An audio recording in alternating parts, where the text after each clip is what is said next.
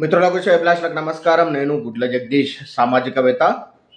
మిత్రులారా, ఈ మధ్య మనము సమాజంలో హిందూ ధర్మంలో కులాలన్నీ ఒక్కటే అని చెప్పి మాట్లాడే కొన్ని సంస్థలు అసలు సామాజిక సమానత్వం అంటే ఏంది,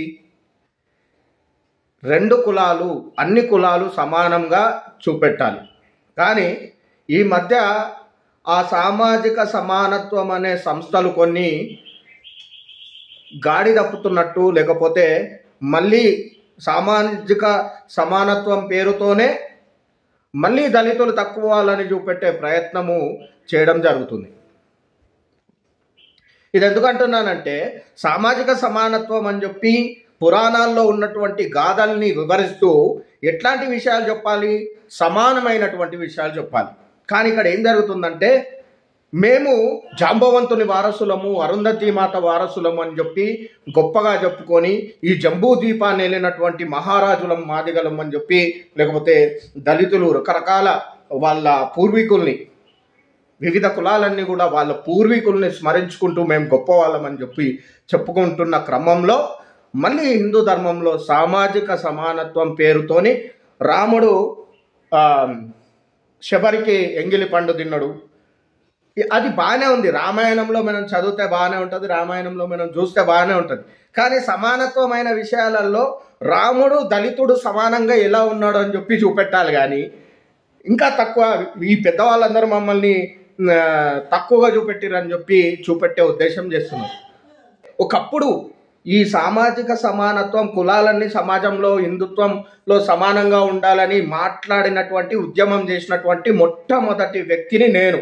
ఏదైతే ఈరోజు సామాజిక సమానత్వం అని చెప్పి పెద్ద పెద్ద స్పీచ్లలో మాట్లాడుతున్నారో, వాళ్ళు మొట్టమొదటిసారిగా నేను హిందూ ధర్మంలో ఉన్నటువంటి కులాల గురించి మాట్లాడినప్పుడు, నాకు జగదీష్, మనము కులాల గురించి మాట్లాడొద్దు, కేవలం మనం హిందుత్వం గురించే మాట్లాడాలి, నీకు కులాల గురించి మాట్లాడాలంటే నువ్వు ఒక ప్రత్యేకమైన సంస్థ పెట్టుకొని మాట్లాడాలి, కానీ అన్ని కులాల గురించి మాట్లాడొద్దు, మనం హిందుత్వంలో అసలు కులాలే మాట్లాడొద్దు అని చెప్పుకునే సమయంలో నేను ఈ సమానత్వం అనే ఉద్యమాన్ని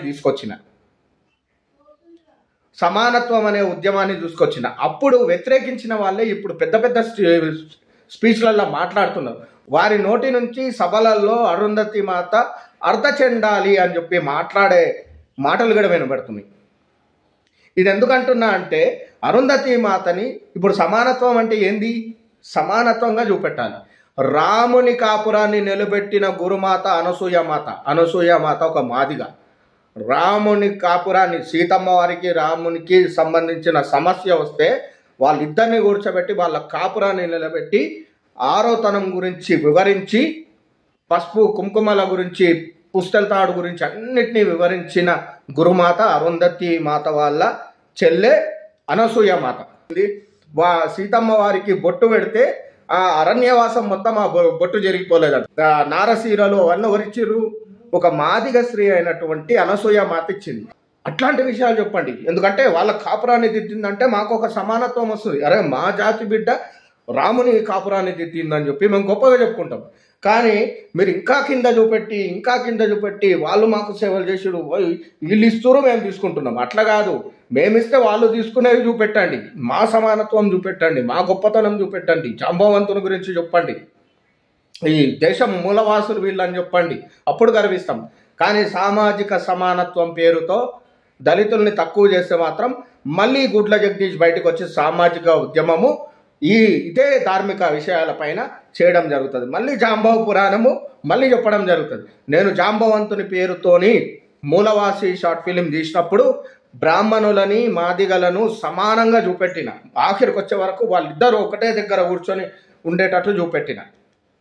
అది సమానత్వం అంటే. కానీ సామాజిక సమానత్వం పేరుతోని మనము ఇంకా దళితుల్ని కిందికే చూపెట్టాలని మన నీచ బుద్ధి మార్చుకోండి. లేకపోతే మళ్ళీ గుడ్ల జగదీష్ సామాజికవేత్త సామాజిక హిందూ ఉద్యమము ప్రారంభిస్తాడు. జై శ్రీరామ్, జై జాంబవంత, జై భీమ్, బాబు జగజీవన్ రామ్. నమస్కారం.